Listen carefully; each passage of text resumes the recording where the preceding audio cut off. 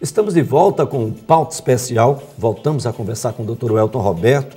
Dr. Welton Roberto, advogado, professor de Direito Penal da Universidade Federal de Alagoas. Dr. Welton Roberto, nós temos um Código Brasileiro Penal da década de 40. Ele é suficiente? Ele atende às necessidades do Brasil? Vamos fazer uma distinção. O nosso Código de Processo Penal e o nosso Código Penal são realmente da década de 40. O nosso Código Penal acabou recebendo uma reforma em 1984 e vem passando por reformas pontuais. Agora tivemos uma reforma recente sobre os crimes sexuais. O Código de Processo Penal é que não se adequa em absolutamente nada com o nosso sistema hoje constitucional. Por quê? Nosso Código de Processo Penal tem inspiração no Código Rocco italiano de cunho fascista, onde nós temos um sistema totalmente inquisitório. Em 88, tivemos a nossa Constituição Federal, onde trouxe para o nosso Código de Processo Penal, ou seja, valores que são inspirados em um sistema diferenciado, que é o sistema acusatório, onde o acusado passa a ser um sujeito de direitos e garantias e não mais um mero objeto da própria situação que se colocava antes. O grande problema qual é? É nós mudarmos o paradigma cultural. A Itália passou por essa reforma em 1989. E a Itália passou por uma reforma numa ebulição histórica muito grande. Não sei se vocês se recordam, mas em 92 a Itália teve, de 85 a 92, a Itália teve 72 magistrados assassinados. Magistrados esses que dão o nome de magistrados, mas muitos deles eram promotores públicos, porque lá a raiz é a mesma. O Ministério Público e o juiz eles fazem o mesmo concurso e eles escolhem aonde vão ficar. Então tem o juiz da acusação e o juiz da instrução. E no meio dessa ebulição histórica, onde a máfia efetivamente foi a responsável pelo assassinato de 72 pessoas ligadas à justiça, e o mais conhecido de todos nós é o de Falcone, que acabou entrando aquela famosa Operação Mãos Limpas, Mani Pulite.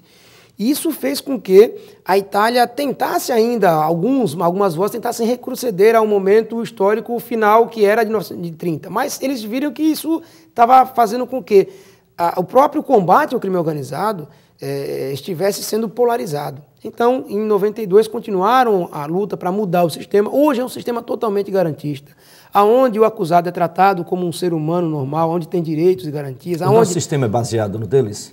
De 1930. De 30. De 30, que eles já mudaram. Eles já mudaram. Já mudaram. O nosso projeto de lei, 156/09, que tramita no Senado, da qual eu faço parte da comissão pela Ordem dos Advogados do Brasil, dessa reforma, ele está tentando trazer um sistema hoje equiparado ao sistema italiano moderno, ou seja, onde nós temos a função da acusação, que é bem caracterizada nas raias do Ministério Público, a função da defesa num combate paritário de armas entre acusação e defesa, e o juiz equidistante dessas partes. Juiz não é parte. O juiz não é parte, mas infelizmente Polícia no Brasil é parte. Também não. Infelizmente no Brasil o que acontece?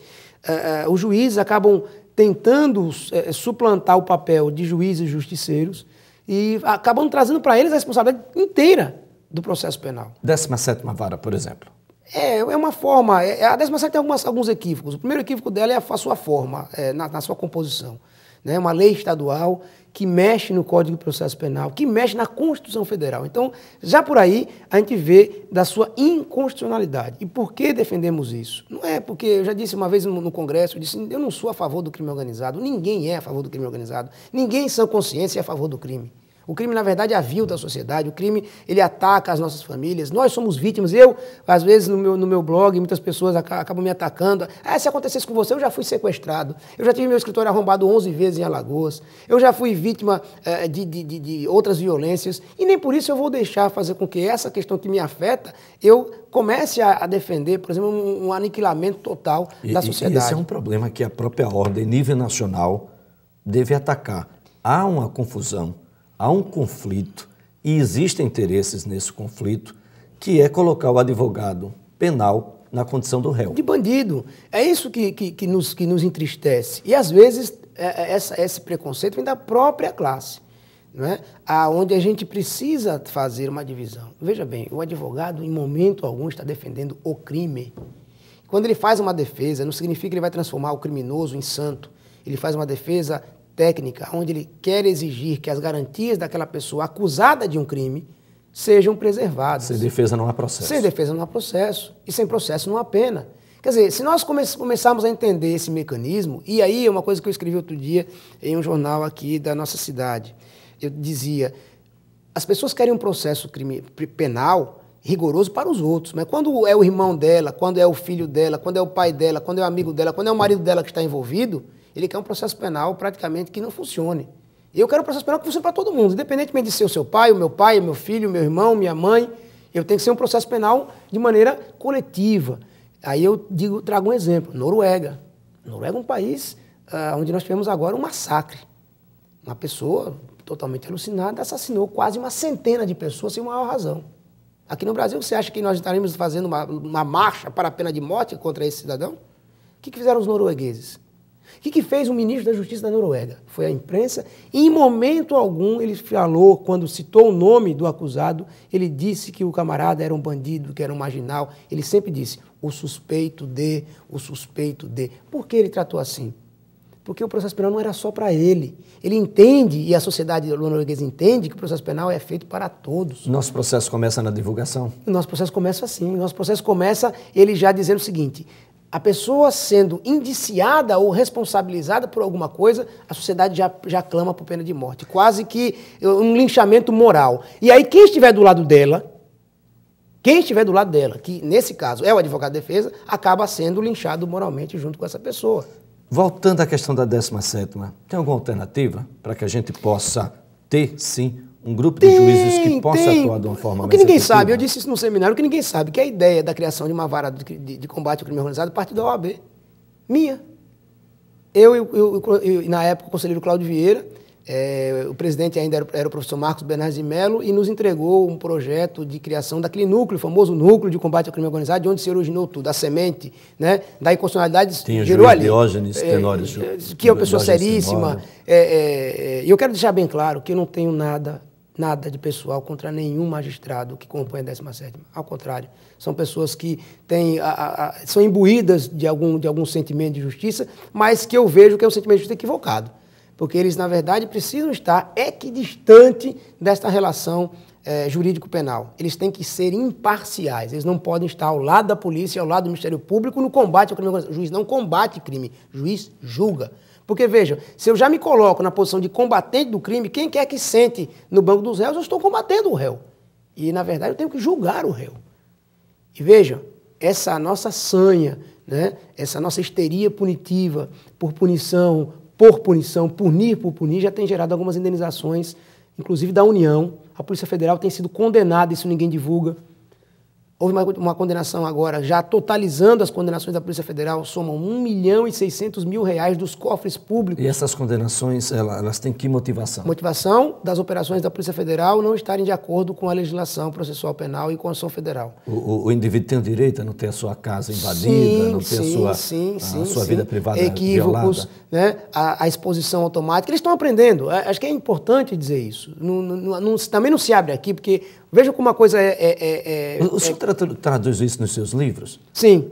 O senhor está lançando um agora, em novembro, é isso? Em novembro. Na Conferência Nacional dos Advogados, nós vamos lançar um livro chamado A Paridade de Armas no Processo Penal. Um livro que vai dar um tanto quanto o que falar, por quê? O senhor quer dizer com paridade de armas? Eu quero colocar as partes em um jogo igual, em um jogo paritário. Eu não posso dar, por exemplo, poderes ao Ministério Público e deixar a defesa sem poder algum. Porque hoje o que acontece? É que todos entendam isso. A investigação dura um ano inteiro. Polícia Federal, GECOC, CGU, o que for, certo? Interceptação telefônica, captura bancário, fiscal, interceptação ambiental. Um ano inteiro eles ficam passando e colhendo informações sobre aquele indiciado. Quando vai estourar a operação, eles já colheram todas as provas possíveis e imaginárias e o indiciado sequer está sabendo que está sendo investigado. Aí ele prende o indiciado e aí diz para ele, olha, você tem 5 dias para poder ver tudo aquilo que eu investiguei em um ano. Como é que é possível isso? Qual é o aparato que eu, um advogado, simples advogado, tenho para poder analisar todo o material colhido por um sistema, um aparato policial composto de praticamente 100, 150 homens?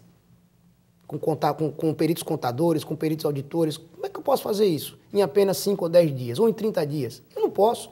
Então eu não posso querer que esse jogo, né, de poder entre a acusação, que é o Estado, e o acusado, que é o cidadão, que nós temos que entender que às vezes o cidadão sai do papel dele e quer fazer o papel do Estado. Então ele quer sair para a rua e dizer, não, o Estado tem que condenar aquele cidadão. Aí eu pergunto, e se fosse você? E se você fosse inocente? Na verdade, temos muitas pessoas inocentes que são jogadas nessas operações da Polícia Federal, inclusive nas operações até algumas da 17ª Vara, na 17ª. Teve um caso que eu até, de um suposto italiano que teria participado da morte de outro italiano. Eles pegaram um nome parecido com o do camarada, mandaram prender o cara em São Paulo, o cara nem italiano era, só tinha um sobrenome italiano, o cara foi preso.